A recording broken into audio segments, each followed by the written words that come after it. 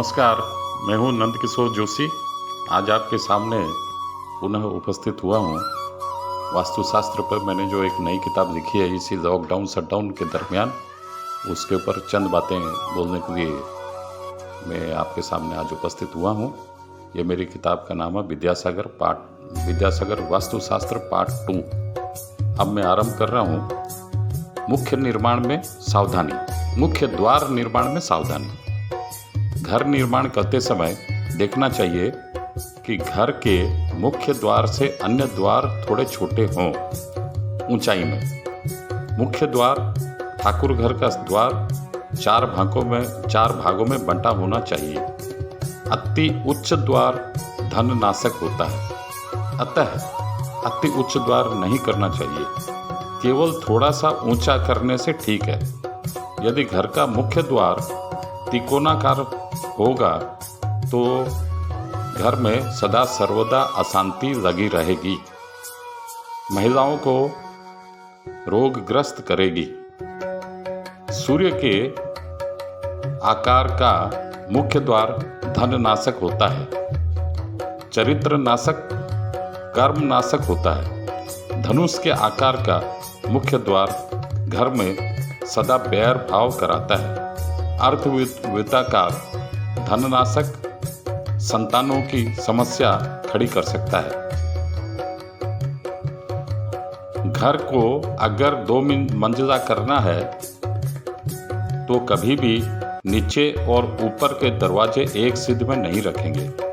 ऊपरी मंजिल का दरवाजा निचली मंजिल के दरवाजे से थोड़ा ऊंचाई में छोटा रखेंगे। दरवाजे के ऊपर दरवाजा यम का मुंह कहा गया है।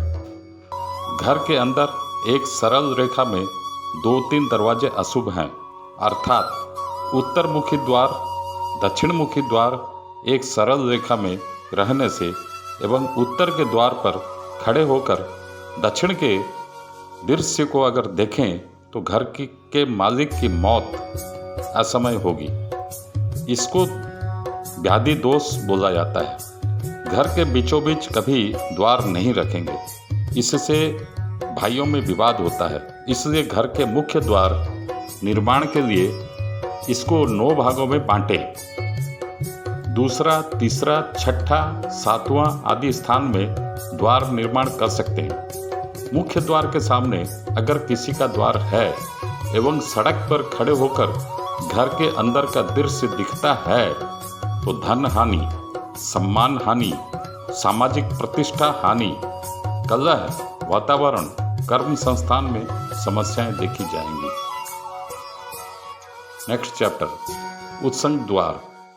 मुख्य द्वार को पार कर घर में प्रवेश के समय जो द्वार रहता है वे द्वार अगर एक समान सीध में हो तो उस द्वार को उत्संग द्वार कहा जाता है। यह द्वार सौभाग्य कारक, विजय कारक, धन्य कारक होता है। सभ्य द्वार। मुख्य द्वार से गुजरने पर ठीक सिद्ध में जो थोड़े दाहिने तरफ घर के अंदर प्रवेश द्वार होने पर उसको सभ्य द्वार कहते हैं। इस घर में रहने वाले लोग राज्य शासन, नगर शासन तथा सम्मानजनक पद पदवी में रहते हैं। इसलिए मुख्य द्वार करते समय चौखट अवश्य करें तथा ठाकुर घर में भी चौखट जरूर रखें। घर के दरवाजे पर कलश, ओम, स्वास्तिक आदि शक्ति के प्रतीक होने के कारण सकारात्मक शक्ति का घर में प्रवेश होता है। नया चैप्टर, वास्तु में पहचानने लायक नकारात्मक शक्ति। कोई माने या नहीं माने, धन की जरूरत आजकल सभी को है। स्वास्थ्य, शांति और धन, इन तीनों चीजों की सभी को जरूरत है। कुछ नकारात्मक शक्ति को पहचानें तथा उन्हें दूर करने की कोशिश करें, जिससे घर में खुशियां ही खुशियां होंगी। वास्तुशास्त्र के घर के अंदर मकड़ जाल या मकड़ी का जाला बहुत अशुभ होता है। यह नकारात्मक शक्ति को पैदा करने के साथ साथ सकारात्मक शक्ति को प्रतिरोधक करता है। इसलिए घर में कहीं भी अगर मकड़ी का जाला दिखे उसको तुरंत साफ कीजिए तथा ध्यान में रहे जैसे वहाँ या अन्य किसी जगह घर में पुनः मकड़ी का जाला न हो। यह हुआ नंबर 1। अब आ रहा हूँ नंबर 2 पर। टूटे हुए शीशे में कभी नहीं देखना चाहिए, यह नकारात्मक शक्ति प्रदान करता है। इसलिए घर में कभी भी टूटे शीशे को नहीं रखें। नंबर 3, चमगादड़ का स्थान वास्तुशास्त्र में अशुभ माना जाता है, इसलिए घर या बगीचे में उन्हें कभी आने ना दें। बगीचे में फल खाने ये आते हैं, उन्हें रोकना चाहिए। नंबर 4, पानी के नल से अगर पानी अकारण टपकता है तो वह अशुभ कारक है। ऐसा होने पर घर में रखा रुपया पैसा पानी की तरह बह जाएगा, अर्थात तब बदखर्चा होगा बहुत। ऐसा होने पर जल्द मरम्मत कराएं या नया टेप लाएं। नंबर 5, घर में बासी फूलों को नहीं रखना चाहिए, विशेषकर पूजा घर में। इसलिए हर दिन ताजे फूल चढ़ाएं प्रभु के चरणों में, एवं बासी फूलों को नदी या तालाब में 3-4 दिन के अंतर में फेंकने की व्यवस्था कर। पौधों में वास्तु विचार। प्राचीन वास्तुशास्त्र ग्रंथों के अनुसार तुलसी, केले, चंपा, केतकी, अशोक आदि पौधे घर एवं परिवार के लिए अत्यंत लाभकारी शुभकारी हैं। घर के निकट उपरोक्त पेड़ पौधे रहने से ये सारे पौधे घर तथा वातावरण को सकारात्मक शक्ति से भर देते हैं तथा घर के स्वामी एवं परिवार के लिए सुख, समृद्धि तथा शांति का द्वार खोल देते हैं। वास्तुशास्त्र ग्रंथ के अनुसार ईशान कोण में केले का पौधा रहने से धन की वृद्धि होती है। उसके पास तुलसी का पौधा रहने से और भी मंगलदायक है। इसका शुभ प्रभाव घर के ऊपर पड़ने वाले सारे नकारात्मक प्रभाव को नाश करता है। भगवान विष्णु और माँ लक्ष्मी की कृपा सदा सर्वदा परिवार पर बनी रहती है। नंबर 2, सनातन धर्म में नारियल को श्रीफल या श्रेष्ठ फल कहा जाता है। सारे शुभ कार्यों में इसका व्यवहार होता है। किसी भी शुभ कार्य के शुभारंभ के पहले नारियल तोड़ने की प्रथा है। इसके बिना कोई शुभ कार्य, मांगलिक कार्य संपन्न नहीं होता। उसी तरह अशोक के पेड़ को भी शुभ माना गया है। अतएव घर के निकट ये 2 वृक्ष रहने से दुख, कष्ट, असफलता इत्यादि दूर होती है। अशोक का पेड़ घर में प्रसन्नता भर देता है एवं नारियल का पेड़ परिवार में सौहार्द वृद्धि में सहायक होता है। नंबर 3, फेंग शुई के अनुसार घर के पास बांस का पेड़ या घर के अंदर बांस का बोनसाई रखना उचित है। इसके द्वारा नकारात्मक शक्ति घर के अंदर प्रवेश नहीं करेगी। नंबर 4, दूध युक्त पौधा धन वृद्धि का कारक है, ऐसा बृहत संहिता में लिखा गया है। दूध युक्त पौधे का मतलब जिस पौधे के पत्ते को तोड़ने पर या डाल तोड़ने पर दूध निकलता हो, उस पौधे को दूध युक्त पौधा कहा जाता है। अतएव घर में अगर बगीचा है तब आकड़ा काकड़ा का वृक्ष लगाना चाहिए। नेक्स्ट चैप्टर, वास्तुशास्त्र जनित सावधानियां। हमारे दैनंदिन दिनचर्या में वास्तु का प्रभाव बराबर रहता है, उसी के अनुसार फल की प्राप्ति भी होती है। इसलिए घर के वास्तु के साथ साथ हमें वास्तु संबंधी अन्य चीज़ों पर भी ध्यान देना चाहिए। साधारण घटना, रोजमर्रा की घटना भी दुर्भाग्य का कारण बन सकती है। वास्तुविदों के अनुसार उन सब में संशोधन करने से जीवन सुखमय होगा तथा दुर्भाग्य को यथासंभव टाला जा सकता है।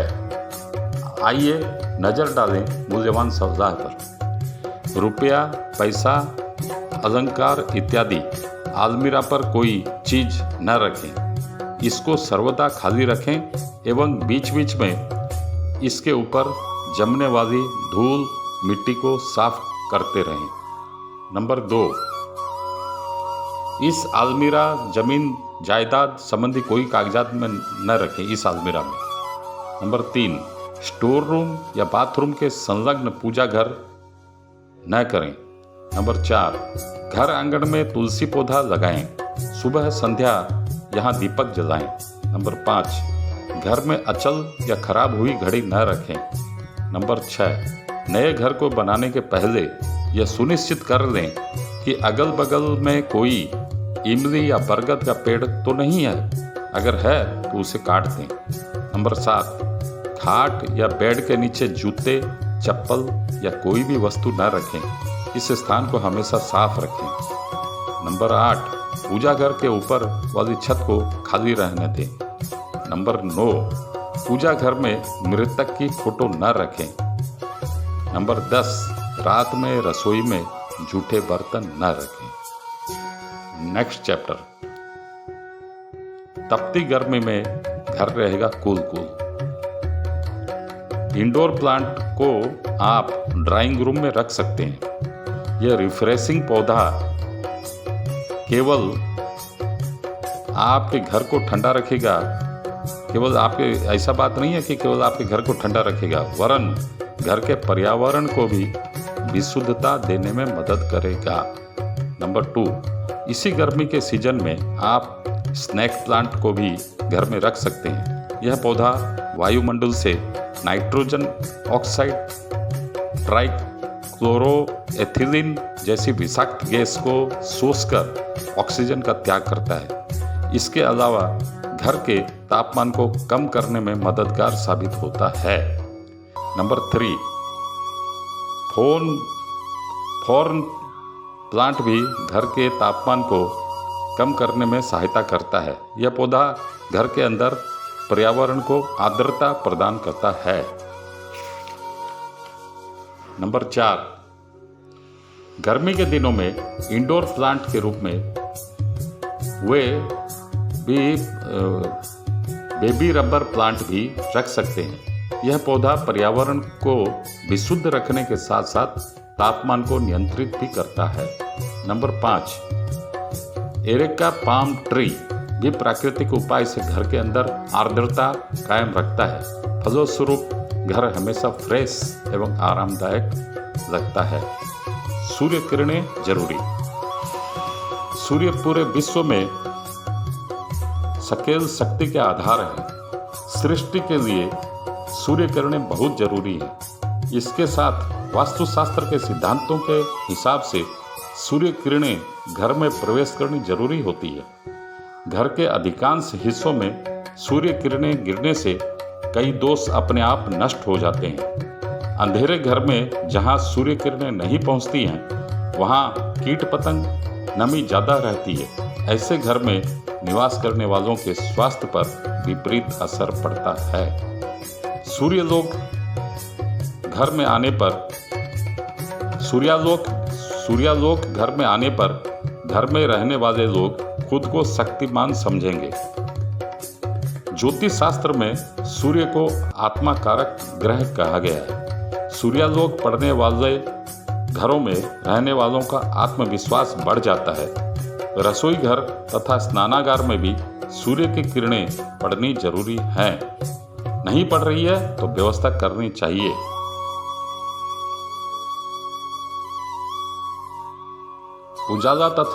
उजाला यथासंभव घर में कृत्रिम उजाला यथासंभव कम करना चाहिए। विशेषकर शयन कक्ष में हल्की रोशनी होनी चाहिए, नहीं तो नींद में बाधा आएगी। प्रकाश जैसे मुंह पर न गिरे, इसका ध्यान रखना भी जरूरी है। Thank you. Have a good day.